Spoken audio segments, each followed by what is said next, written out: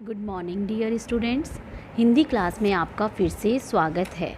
आज हम हिंदी रीडर का अगला पाठ मेरा नया बचपन नाम की कविता पढ़ने जा रहे हैं। इस कविता की कवित्री सुभद्रा कुमारी चौहान हैं, जिनका जन्म सन 1904 में इलाहाबाद में हुआ था। वो एक स्वतंत्रता सेनानी भी थी, जिन्होंने हमारे भारत देश से स्वतंत्रता के संग्राम में हिस्सा लिया। सन 1948 में एक एक्सीडेंट में, एक दुर्घटना में उनकी मृत्यु हो गई।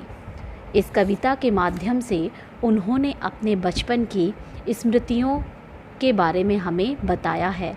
स्मृतियों का अर्थ है यादें। बच्चों, हमारे जीवन का सबसे अच्छा समय हमारा बचपन ही माना जाता है, जिनकी यादों में हम अपना पूरा जीवन बिता देते हैं।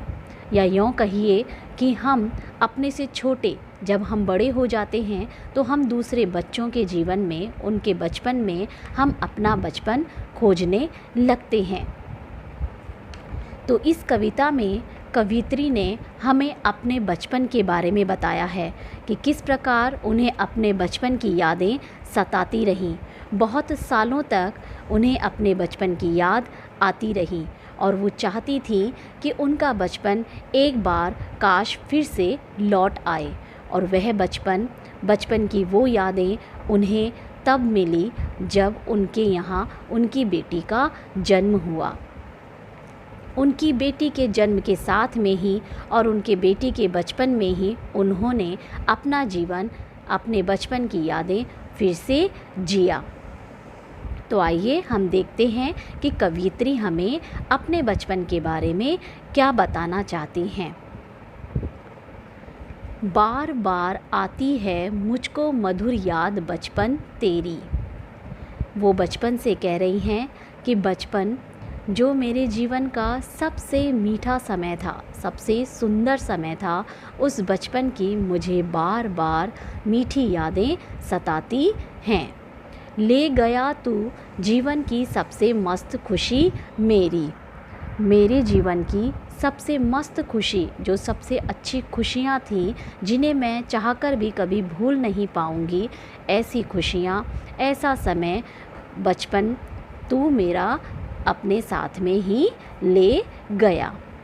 चिंता रहित खेलना खाना, वह फिरना निर्भय स्वच्छंद। चिंता रहित, बचपन में हमें किसी प्रकार की कोई चिंता नहीं होती। हमारा बचपन चिंता से रहित होता है। खेलना खाना, हमें सिर्फ खेलना और खाना, ये दो ही काम हैं जो सबसे ज़्यादा पसंद होते हैं। बचपन में हम एकदम बेफिक्र होकर बस खेलना और खाना, इन दो कामों में ही लगे रहते हैं। फिरना निर्भय स्वच्छंद, निर्भय मतलब बिना डरे, स्वच्छंद मीन्स आज़ादी से, और चारों ओर एक आज़ाद पंछी की तरह बिना डरे फिरते रहना, घूमना फिरना। कैसे भूला जा सकता है बचपन का अतुलित आनंद। ऐसे समय को जब हमें किसी प्रकार की कोई चिंता नहीं हो, हमें किसी प्रकार का भय नहीं हो, हमें कुछ करने से रोका टोका ना जाए, हम पूरी तरह आज़ाद हों, ऐसे अतुलित समय को, ऐसे अतुलित आनंद को, ऐसे अतुलित जीवन को, जिसकी तुलना हम किसी समय से नहीं कर सकते, हम उसे कैसे भूल सकते हैं। ऊंच नीच का ज्ञान नहीं था, छुआछूत किसने जानी। ऊंच नीच का, क्या ऊंची जाति और क्या नीची जाति, अर्थात धर्मों का हमें किसी प्रकार का कोई ज्ञान नहीं था। हमारे लिए सभी धर्म, सभी लोग समान थे, ना कोई छोटा था और ना ही कोई बड़ा था। ऐसी छुआछूत, ऐसे ऊंच नीच के भाव को हमने जाना ही नहीं। बनी हुई थी वहाँ झोंपड़ी और चिथड़ों में रानी। ऐसे समय में जब हमें किसी प्रकार का कोई भी ऊंच नीच का ज्ञान नहीं था, हम सभी बच्चे आपस में मिल करके खेल खेला करते थे। जहाँ एक झोपड़ी बनाते थे और चिथड़ों मतलब कपड़े के टुकड़ों से हम रानी एक गुड़िया बनाते थे और उनसे खेल खेला करते थे। ऐसा था हमारा बचपन। किए दूध के कुल्ले मैंने चूस अंगूठा सुधा पाया। ऐसा बचपन जिसमें मैंने खूब दूध पिया है। ये एक कहावत है, दूध के कुल्ले करना मतलब दूध ही दूध पीना, बहुत अधिक मात्रा में दूध पीना। मैंने चूस अंगूठा सुधा पाया। और छोटे बच्चे अपना अंगूठा चूसते हैं। कुछ बच्चे होते हैं जिन्हें अपना अंगूठा चूसना बहुत अच्छा लगता है। तो उस अंगूठे चूसने की मुझे आदत थी। किसे? कवियत्री को, सुभद्रा कुमारी चौहान को। उस अंगूठा चूसने की जो आदत थी उस में भी मुझे सुधा मीन्स अमृत का मज़ा आता था। ऐसा लगता था जैसे कि उस अंगूठे को चूसते समय मुझे अमृत का स्वाद आ रहा है। किलकारी किल्लोल मचाकर, किलकारी मतलब ज़ोर ज़ोर से आवाज़ करना। जो बच्चे ज़ोर ज़ोर से मस्ती में चीखते हैं, चिल्लाते हैं, शोर मचाते हैं। किल्लोल करना, किल्लोल का मतलब होता है बहुत अधिक उछल कूद करना, चिल्लाते हुए, किलकारियाँ मारते हुए उछल कूद करना। सूना घर आबाद किया। इन सभी मेरे क्रियाकलापों से, मेरे इस प्रकार की क्रियाएं करने से मेरा घर जो है वो जो सूना था वो मैंने आबाद किया। रोना और मचल जाना भी क्या आनंद दिखाते थे। बड़े बड़े मोती से आंसू जयमाला पहनाते थे। रोना और मचल जाना, छोटी छोटी चीज़ों के लिए जिद करना, उनके लिए रोना और मचल जाना, जिद करके ज़मीन पर फैल जाना, हाँ मचल जाना, ये भी कितना मज़ेदार था। इसमें भी एक अलग ही प्रकार का आनंद, अलग ही प्रकार की खुशी मिलती थी। बड़े बड़े मोती से आंसू जयमाला पहनाते थे और रो रो करके मोटी मोटी आँखों से बड़े बड़े आंसू निकाल करके पूरे अपने चेहरे को गीला कर देना। ऐसा लगता था जैसे आंसुओं ने मुझे माला पहना दी हो। ये सभी चीज़ें मेरे बचपन की यादें हैं। मैं रोई, माँ काम छोड़कर आई, मुझको उठा लिया।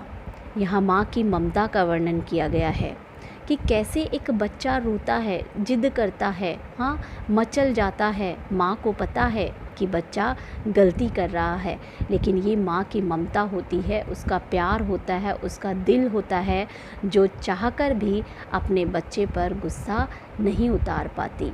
उसे फिर भी प्यार से समझाने की कोशिश करती है। और जब बच्चा रोता है तो अपने सभी कामों को छोड़कर सबसे पहले वो अपने बच्चे को संभालती है।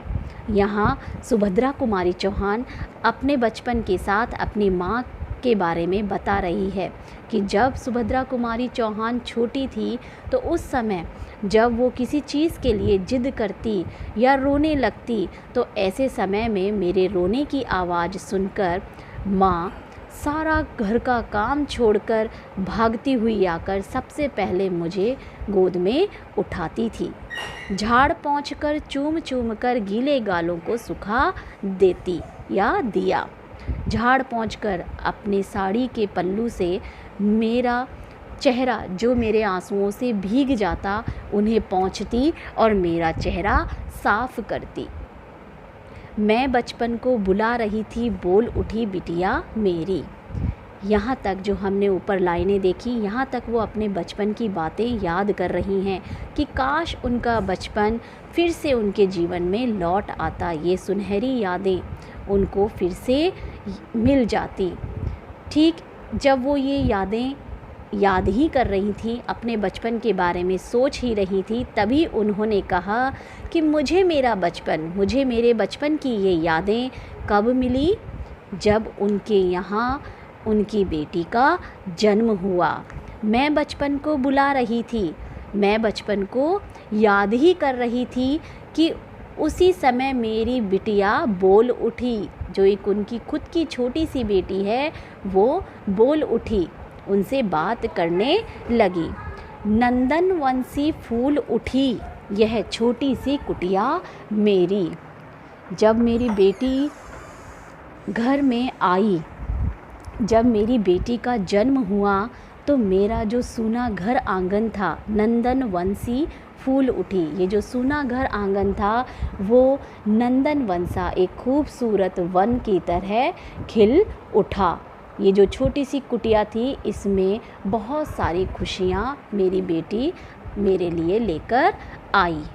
माँ ओ कहकर बुला रही थी, मिट्टी खाकर आई थी। जब मैं इन बातों को, मेरे बचपन को याद कर रही थी, तभी अचानक मेरी बेटी आती है और मुझसे कहती है, माँ ओ माँ। इतना कहकर उसने मुझे बुलाया, और जब मैंने उसकी ओर देखा तो क्या देखा कि वो बाहर से मिट्टी खाकर आई है। उसके चेहरे पर मिट्टी लगी हुई है, कुछ मुंह में और कुछ लिए हाथ में मुझे खिलाने लाई थी। कुछ खाकर आई थी जो कि उसके मुंह पर लगी हुई थी, इसलिए पता लगा, और कुछ हाथ में मुट्ठी में मेरे लिए मिट्टी लेकर आई, खुद भी खाकर आई और मुझे खिलाने के लिए भी मिट्टी लेकर आई। उसकी ये बातें, उसका ये खेलना, इस प्रकार के काम करना, सब मुझे मेरा बचपन याद दिलाने लगा। पाया मैंने बचपन फिर से, बचपन बेटी बन आया। मैंने अपनी बेटी के बचपन में अपना बचपन फिर से पाया। उसकी मंजुल मूर्ति देखकर मुझ में नवजीवन आया। उसकी मंजुल मीन्स सुंदर, खूबसूरत, मूर्ति मीन्स यहाँ पर सूरत से है, शक्ल से है, कि उसकी सुंदर मूर्ति, उसकी सुंदर चेहरा देखकर मुझ में नव जीवन आया, मुझ में नए जीवन का संचार हुआ। मैं फिर से खिल उठी, मैं फिर से खुश हो गई, मेरा जीवन फिर से मुस्कुराने लगा। जिसे खोजती थी बरसों से, अब जाकर उसको पाया। जो बचपन मुझसे सालों पहले पीछे रह गया था। क्यों? क्योंकि अब सुभद्रा कुमारी चौहान बड़ी हो गई है, उनके बचपन के दिन समाप्त हो गए थे, लेकिन उस बचपन की यादें उन्हें आज भी परेशान करती थीं। तो जिसे खोजती थी बरसों से, अब जाकर उसको पाया। बरसों पहले जिस बचपन की यादें उनसे दूर हो गई थी, उसे आज उन्होंने अपने बेटी के बचपन से फिर से तरोताज़ा किया, फिर से उन बचपन की यादों को फिर से जीने लगी। भाग गया था जो मुझे छोड़कर, वह बचपन फिर से आया। जो कहीं चला गया था मेरा बचपन, वो बचपन आज मुझे मेरी बेटी के बचपन में फिर से मुझे देखने को मिला। इस प्रकार से सुभद्रा कुमारी चौहान ने अपने बचपन की यादों से हमें तरोताज़ा करते हुए, उनकी यादों को हमसे शेयर करते हुए जो है हमें बताया कि बचपन जीवन का सबसे खूबसूरत पल होता है। वो वर्ष, वो साल जो हम अपने बचपन में जीते हैं, वो साल, वो वर्ष हम चाहते हैं कि पूरी उम्र भर हमारे साथ रहें। और जब हम बड़े हो जाते हैं, बूढ़े हो जाते हैं, तो हम अपने बच्चों में, अपने पोते नातियों में, उनके बचपन में, उनके साथ में हम फिर से जीना शुरू करते हैं। और ये सबसे खूबसूरत यादें हमारे जीवन की होती हैं।